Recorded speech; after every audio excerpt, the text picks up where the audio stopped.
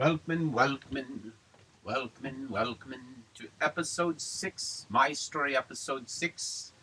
This is, back from July 2005 to the future beyond where no one has ever gone before. And anyway, here's the story. So to recap here in July '05, I had just been released from mine jail. My partnership to create a startup company, the old sort of fashioned way to create a people's wireless network, was basically on eternal hiatus as my partners left the venture when I was, declared bipolar. And that was after March when I was declared to stop drinking. That's when I offered to buy California. And so in the beginning of my story was the big plan. And I scaled it back to the small old fashioned plan of becoming a startup that became the next what lies beyond Google. And anyway, following up to the incident in July, I'd written the TV show Bill Starr's The Next Big Things. Is Bill Starr crazy? Or could he have invented the next two big things when not a single man alive could claim more than a third? And I was starting the story and, creating a fictional character, Bill Starr, just in case it was somehow illegal to buy the world.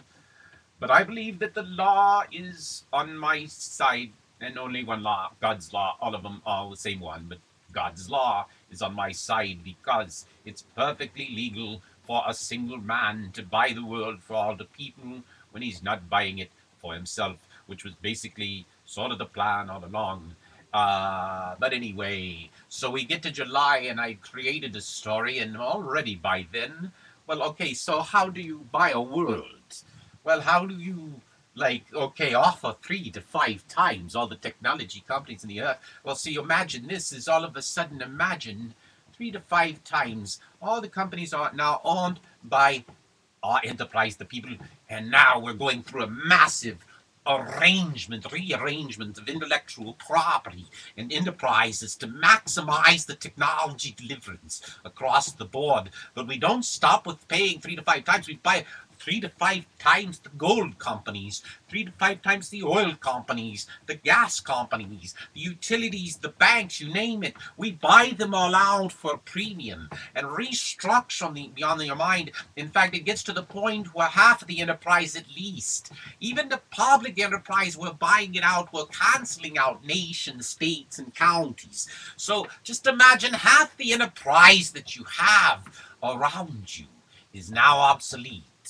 No need for things that you accept as, no need for so many lawyers, no need for so many police and jailers, because we bring on Justice Day and create a better world for all of us, and no need for all of the various kinds of unneeded labor, like freaking people plugging bullshit into computers when people should be able to just buy the right things and only get the right things and get them at the right prices and walk in and out of stores if necessary, or order them online, but all in a safe and secured environment where your satisfaction is our guarantee. What a size of an enterprise with all the enterprise of it. How could you possibly get people to go along with this plan? This first thing is first, second thing is second. Who knows which is which? We'll let you decide. One is, it's the best plan for every human. He's called it 99% of all humans alive. It's their best possible available future, bar none.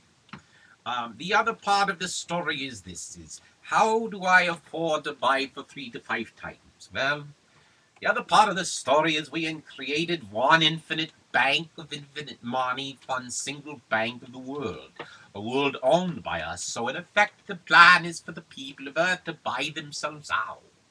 It amazingly allows us to change the world as we know it. Now, how does the world change as we know it? By the entire structure of this imagineering. That's what it's got to be called, because it's like engineering without the boxes and sort of the surroundings of the paradigms and paradoxes that you know.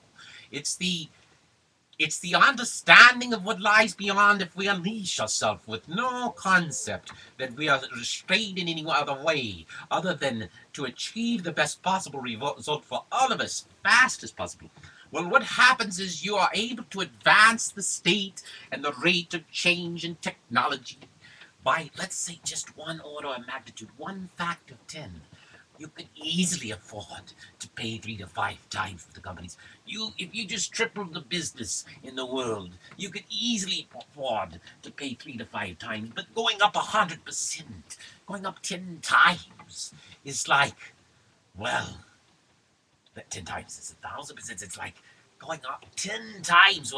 It would be a crime not to buy the companies out in advance. So in a way, the plan to buy the world is the plan to make the world faster and more valuable.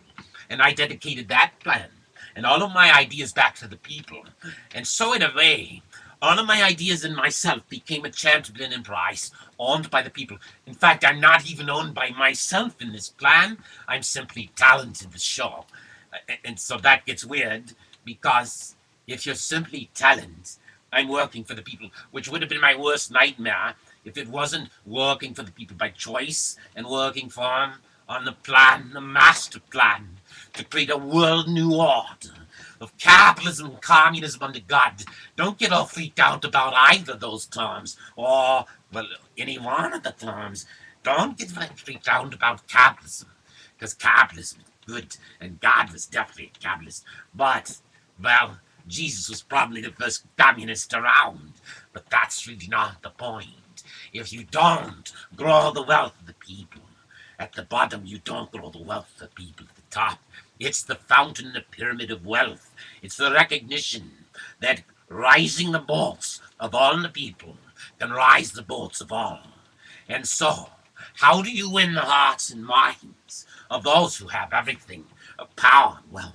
You give them more wealth, but they don't need it, because you treat them kings in our new world, and you make them founding fathers of the future of Earth. Will they remember your name in 1,000 years?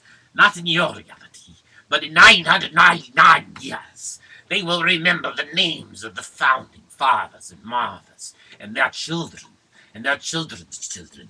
We will remember the names of the pyramid of people that we created from the time we chose to embrace justice and peace on earth for all, that we chose to turn our swords into plowshares for peace upon earth, that we chose to listen to one crazy mind that dared rebuke many people and dared judge among all nations. But that's the story I must play. I was designed to play, or I chose to play. You choose. But that's the story I've been playing for 7 years. And, well, you gave me the bully pulpit when I didn't need to imagine in the future.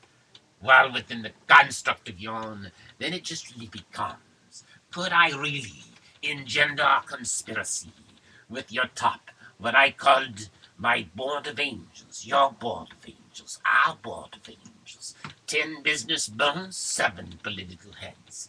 I didn't name any political heads. The politics follows the business. They're no more than salesmen for the enterprise in the future. And they listen to the people to give us their comment, but not to find out what they want to tell you. Because we tell you what we want to tell you. We tell you based on the truth. We'll give you all of the information that we choose, which is most of the information, except that which you may not want to really know. And, well, there's probably lots of shit going around in the world that you don't need to know. In fact, probably most of it's 90% of the contents on your freaking news channels. Stuff we don't really need to know. Lies made up we don't need to know about.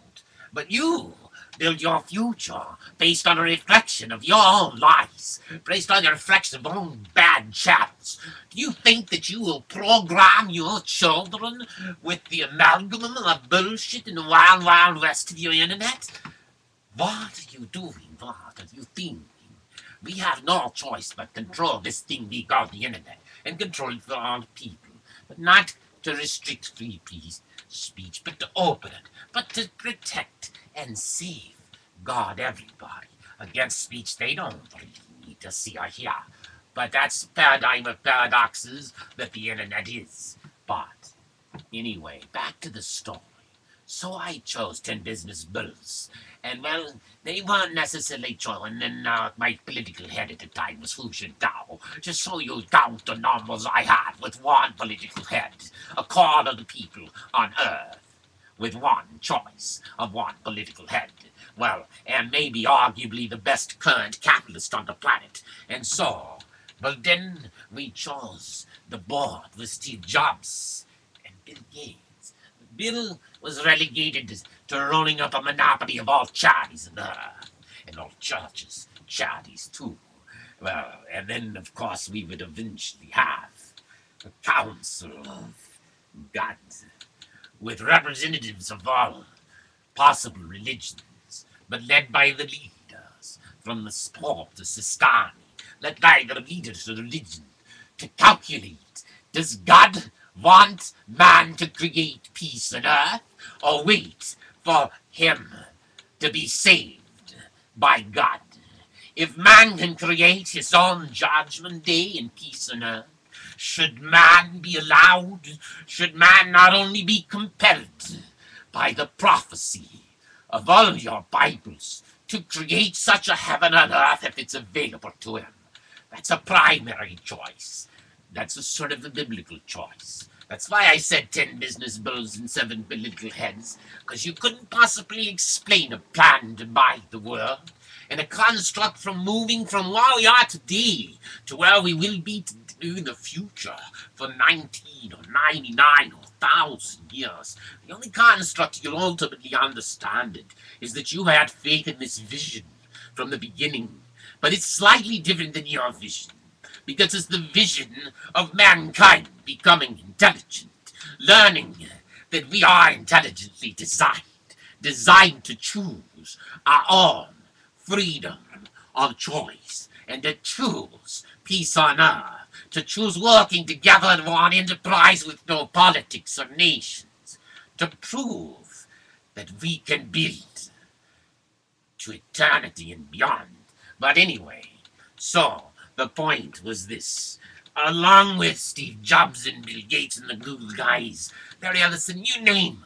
Just imagine them all rolling and rocking with the technology industry, with what we can do, and advancing the state no less than 19 years in a single 5-year period, more like 99.